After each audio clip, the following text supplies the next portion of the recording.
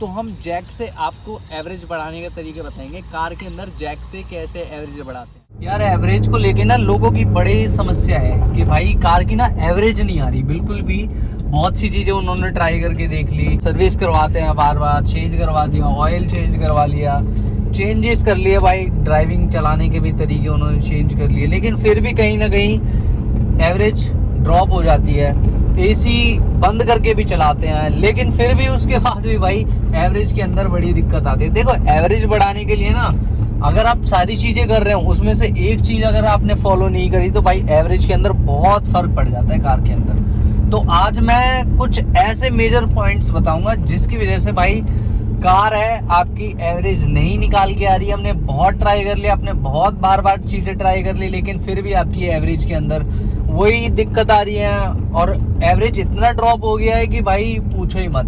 जहां आपकी 25 से या 20 की एवरेज आ रही थी तो धीरे धीरे करके वो एवरेज और डाउन होती चली गई। तो आज हम मेजर एवरेज के ऊपर बात करेंगे कि किन किन कारणों की वजह से आपकी कार की एवरेज है बढ़ा सकते हैं, अच्छी कर सकते हैं। तो सबसे पहले भाई आज हम जो एवरेज बढ़ाने का तरीका बताएंगे ना वो थोड़ा यूनिक बताएंगे।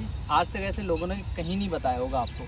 तो हम जैक से आपको एवरेज बढ़ाने के तरीके बताएंगे। कार के अंदर जैक से कैसे एवरेज बढ़ाते हैं। लोगों को नहीं पता भाई जैक से कैसे बढ़ाते हैं, लेकिन मैं बताऊंगा आज जैक से कैसे बढ़ाते हैं एवरेज कार के अंदर। देखो जैक आपको हर एक टायर के नीचे लगाना है बार बार। अगर आपके पास में पूरा सेट है तो जल्दी से हो जाएगा। अगर इस तरह का जैक है तो भाई टायर आपको लगाना है तो आपको जैक लगा लेना है नीचे, ठीक है, जहाँ पे भी है, और आपको भाई उसे उठा देना है। और आपको भाई इसे अभी हम कर लेते हैं ऊपर।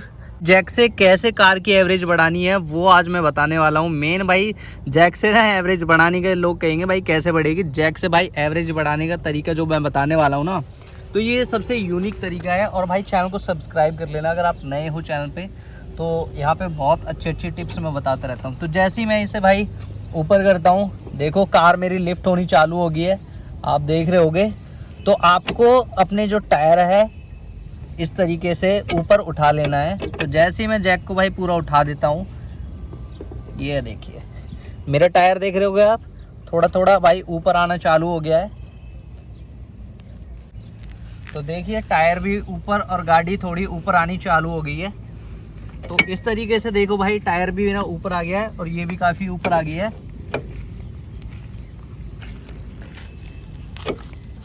तो भाई अभी हम थोड़ा और ऊपर कर लेते हैं इसको।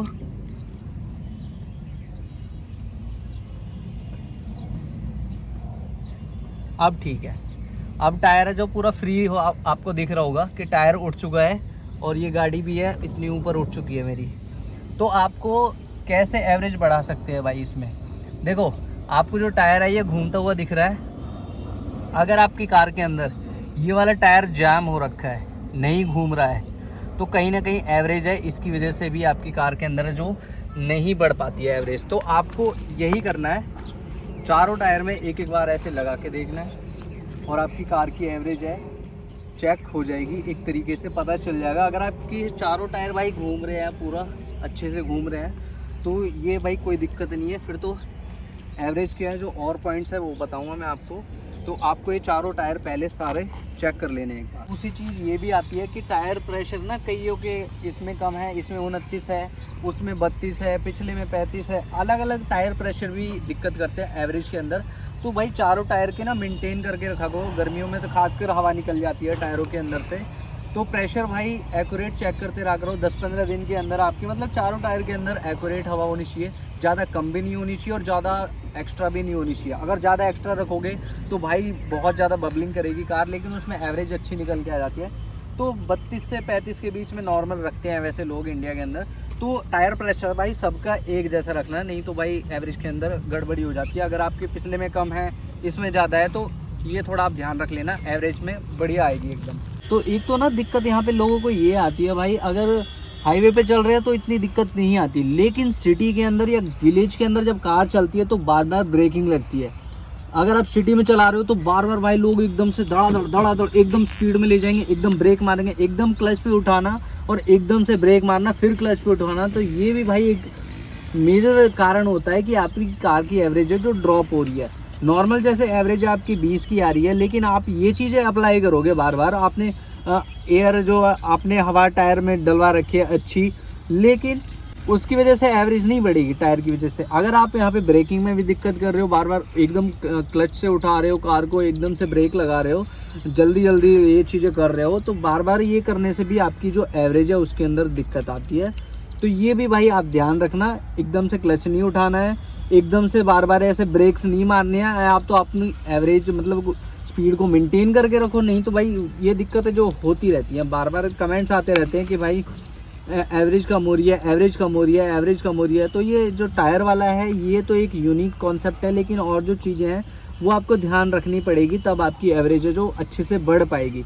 सर्विस वगैरह तो यार जनरली लोग करा लेते हैं सर्विस वगैरह में। एक यहाँ पे ये और दिक्कत आती है भाई, प्लग कई बार चेंज ना कराने की वजह से प्लग शॉर्ट हो जाते हैं ना, तो उसकी वजह से भी भाई दिक्कत आती है एवरेज के अंदर। कई बार मैंने देखा है कि वहाँ पे कार्बन ज़्यादा आ जाता है या कुछ, मैंने भी चेंज कराया कई बार, तो ऐसे हो जाता है कि एवरेज के अंदर दिक्कत हो जाती है। तो आपको ये भी ध्यान रखना है कि कार के अंदर जो आपके प्लग वगैरह है वो सही रहने चाहिए, ज़्यादा उनमें दिक्कत नहीं होनी चाहिए। अगर ज़्यादा कार्बन आ जाता है, कुछ हो जाता है, तो उनको चेंज करा देना भाई, नहीं तो उनको चलाने की वजह से दिक्कत हो जाएगी। तो एवरेज आपकी इन्हीं 4-5 जो पॉइंट्स बताए हैं, आपकी एवरेज एकदम सही आएगी।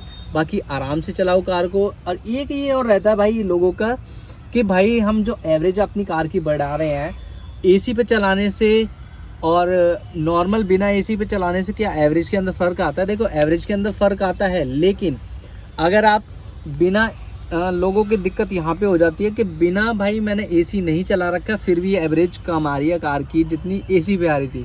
तो वो ये होता है भाई, शीशे जब आप ऐसी कार चलाते हो तो आप शीशे भाई डाउन रखते हो, तो शीशे डाउन रखने की वजह से ये होता है आपकी कार के अंदर जो शीशे डाउन है, पूरे अंदर से वैक्यूम बनता है, पूरे बाहर की हवा जो अंदर आती है कार के अंदर, तो वैक्यूम बन जाता है, जिसकी वजह से आपकी स्पीड है उतनी नहीं बढ़ पाती है। अगर आप शीशे चढ़ा के कार चलाओगे तो एवरेज अच्छी आएगी निकल के। तो इसलिए आप हाईवे या कहीं भी कार चला रहे हो तो एसी पे चलाओ, कोई दिक्कत नहीं है। लेकिन अगर आप एसी के बिना भी चलाओगे तब भी एवरेज उतनी निकल के आएगी। अगर आप स्पीड में कार चला रहे हो तो शीशे अगर आप ऊपर चढ़ा के रखोगे तो एवरेज सही आएगी, अगर डाउन रखोगे तो भाई वैक्यूम बनेगा कार के अंदर, तो आपकी एवरेज जो कम हो जाएगी ऑटोमेटिकली। तो ये कुछ रीज़न है जिसकी वजह से आपकी कार की एवरेज हो सकता है कम आ रही हो। तो आपकी कार के अंदर ऐसा कौन सा पॉइंट्स है जिसको आपको लगता है कि ये भाई मैं ये कर रहा हूँ, इसकी वजह से शायद कम हो सकती है एवरेज, तो आप मुझे कमेंट करके ज़रूर बताना भाई। तो इस तरह की बहुत सारी अपने यूट्यूब पे वीडियो भी हैं, उनको जाके भी चेकआउट कर सकते हो, या आप मेरे व्लॉगिंग चैनल को भी भाई सब्सक्राइब कर लेना। परनी व्लॉग्स के नाम से आप मेरे इंस्टा को भी फॉलो कर सकते हो, vinanja_1। वहाँ पे आप मेरे को डीएम कर सकते हो, पूछ सकते हो कुछ भी क्वेरी आपकी हो, जो भी हो। तो मिलते हैं आपसे एक और नए वीडियो में, नए एपिसोड में। ये वीडियो अच्छी लगे तो लाइक कर देना, छोटी चैनल पे नए हो तो भाई चैनल को सब्सक्राइब भी कर लेना। मिलेंगे आप नेक्स्ट वीडियो में। ओके, टाटा, बाय बाय।